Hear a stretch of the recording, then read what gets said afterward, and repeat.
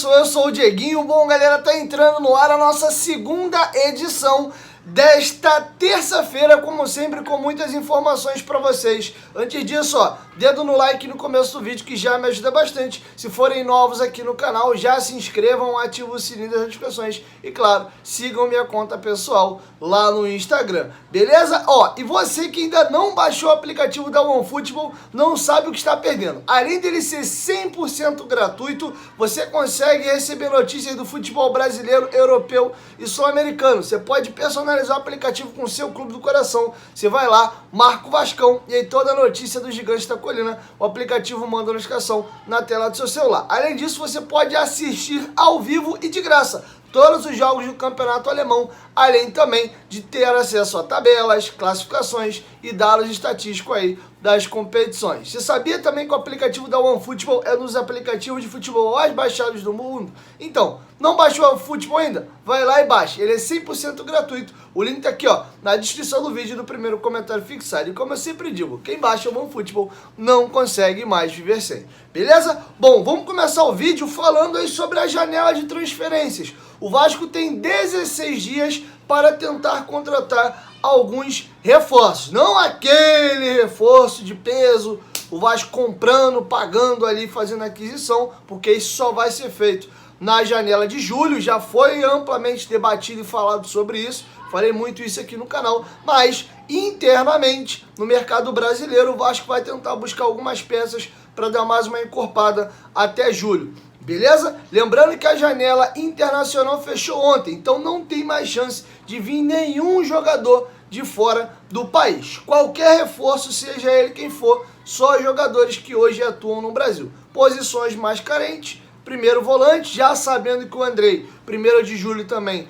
vai embora, mais um ponta ali e um meia articulador para ajustar esse meio de campo. Essas são as opções que o Vasco garimpa dentro hoje do mercado. Não vai se trazer por trazer. Se for para trazer qualquer um também, é melhor deixar quem lá está. Então o Vasco está tentando garimpar no mercado brasileiro algumas opções que sejam interessantes, que façam sentido nesse momento. Beleza? Então, o Vasco está assim no mercado e deve chegar mais algum jogador. Só chegou até agora o Juan Cruz, que veio do Santos, para fazer uma sombra ali ao Pedro Raul. O Vasco teve a saída de 2 zagueiros agora, o Anderson Conceição e o Ulisses. O Ulisses era a 4ª opção de zagueiro pela perna direita. O Lincoln, que jogou no time do Expressinho, que era sub-20, está treinando já com um profissional, então não vai ter reposição ao Ulisses. Talvez tenha um zagueiro canhoto, apesar do Capasso jogar dos dois lados da zaga e já ter o Zé Vitor para a reposição ali do eventual partida de que o Léo não possa jogar. Então não sei bem se o Vasco vai atrás de mais um zagueiro de perna esquerda. Beleza?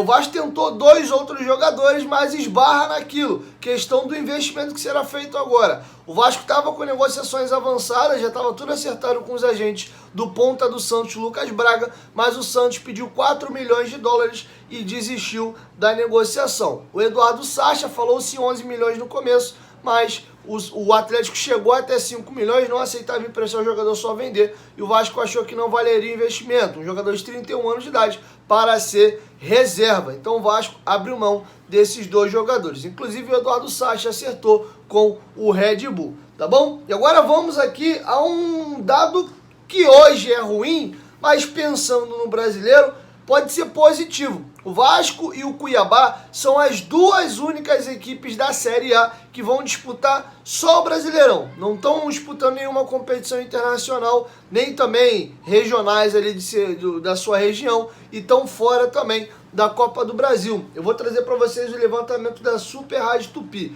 Primeiro, os clubes que além do Campeonato Brasileiro disputam 2 outras competições. São 12 clubes, que são eles: Flamengo, Fluminense, Botafogo, América Mineiro, Atlético Mineiro, Palmeiras, São Paulo, Corinthians, Santos, Fortaleza, Atlético Paranaense e Internacional. Essas 12 equipes jogam ou Libertadores e Copa do Brasil, ou Sul-Americana e Copa do Brasil. Outras equipes têm mais uma competição para disputar, que são 6 equipes: Cruzeiro, Grêmio, Coritiba, Bahia. No caso, o Bahia é a Copa do Nordeste, Bragantino e Goiás jogam a Sul-Americana, tá? Os únicos times que não jogam outra competição a não ser o brasileiro, Vasco e Cuiabá. Isso tem um lado positivo, né?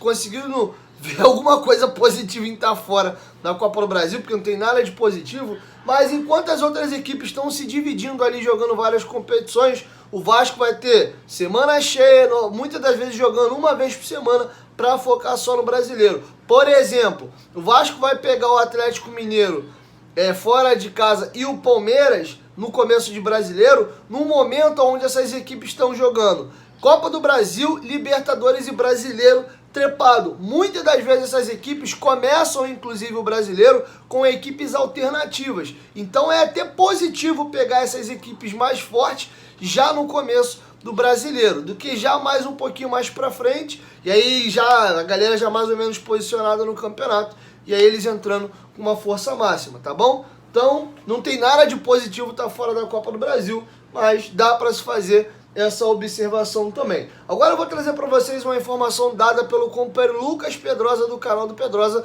e do SBT Esportes Rio. O Vasco deve R$800 mil ao atacante Thales Magno, aqui é a informação do Pedrosa. O Vasco deve em torno de 800 mil ao atacante Thales Magno, que foi vendido ao New York City em 2021, quando o futebol ainda era associativo, por R$42 milhões por 75% dos direitos econômicos. Mas o Thales não recebeu a quantia referente à sua rescisão de contrato. O jogador ainda gerou mais R$10 milhões pelas metas batidas em 2022, previstas em contrato, quando a venda aconteceu. Mesmo assim, o pagamento da rescisão não foi efetuado para o atacante. Segundo Pedrosa, ele procurou saber o motivo do atraso junto ao Vasco, mas o Vasco não se manifestou sobre o tema, tá bom? E agora uma informação curtinha, a gente falou de brasileiro e é fundamental, né, as nossas torcidas organizadas, né, que eles puxam ali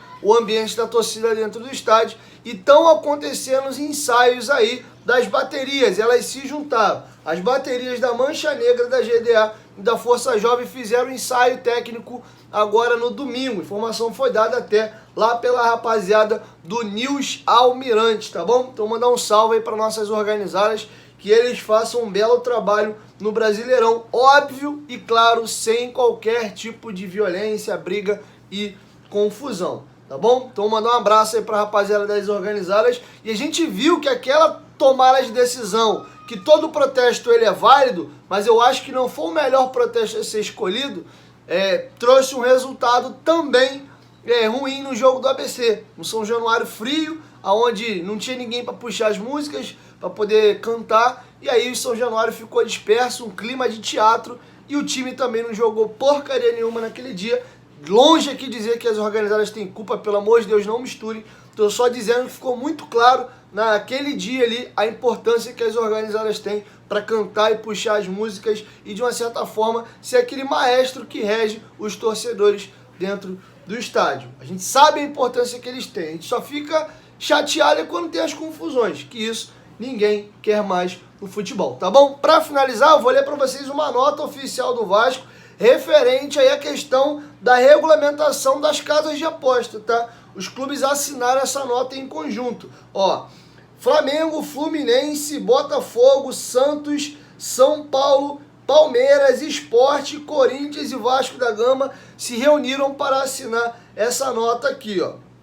Eles se intitularam como Clubes da Série A do Eixo Rio-São Paulo. Vem em conjunto de forma emergencial, sem prejuízo que demais clubes venham a se manifestar posteriormente no mesmo sentido. Externar nossa preocupação acerca da iminente regulamentação por medida provisória da Lei 13.756 de 2018, ao qual dispõe sobre o Fundo Nacional de Segurança Pública, o FNSP, sobre a destinação do produto da arrecadação das loterias e sobre a promoção comercial na modalidade lotérica denominada apostas de cota fixa.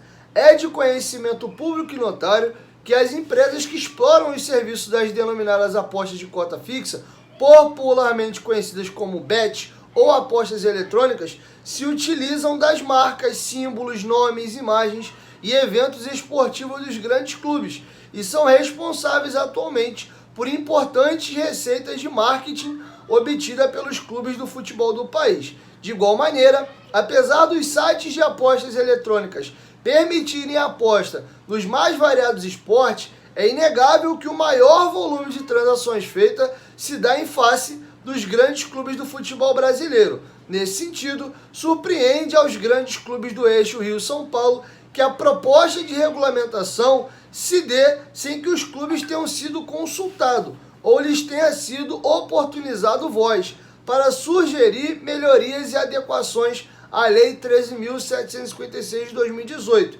e sem a devida discussão. É imprescindível que os clubes de futebol tenham participação direta nas discussões legislativas que envolvam regulamentação da atividade das empresas de aposta eletrônica, permitindo-se que se posicionem de forma clara e pública acerca do que entende justo e correto no tocante à referida regulamentação, visto que ninguém está autorizado a lhes representar nesse debate. Sendo o futebol um dos grandes patrimônios nacionais, não se pode concordar que discussões dessa relevância sejam travadas sem a participação dos clubes de futebol. Há questões relevantes a serem debatidas, como contrapartida pela utilização das marcas e eventos dos clubes, bem como o cuidado no tratamento fiscal, para evitar o risco de colapso da atividade, o que traria grandes prejuízos para todos. Desta forma, os grandes clubes do eixo Rio e São Paulo vêm, pela presente,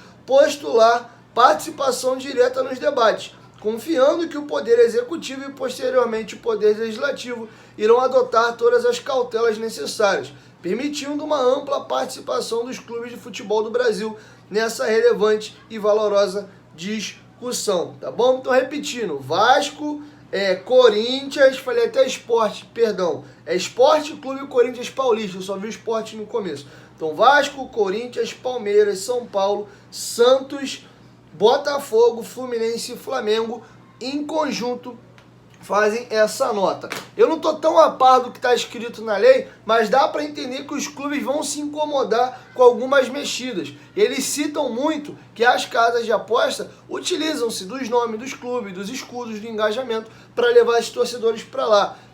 Com esses motivos eles querem participar, ou seja, parece que dentro dessa lei tem coisas aí que os clubes não concordam muito. Confesso que estou também por fora. A intenção foi mais trazer para vocês aqui a nota. Eu vou tentar correr atrás disso. Se eu tiver alguma informação e alguma novidade nesse aspecto, eu trago para vocês aqui no canal. Beleza? Então é isso, galera. Assim eu encerro a nossa segunda edição. Talvez, bem provável, lá para 10, 11 da noite, eu chego com a nossa terceira edição. Beleza? 1, 2, 3, futebolaço. Tamo junto, família. Eu, qualquer momento, ninguém volta, mas tamo junto. Valeu, fui!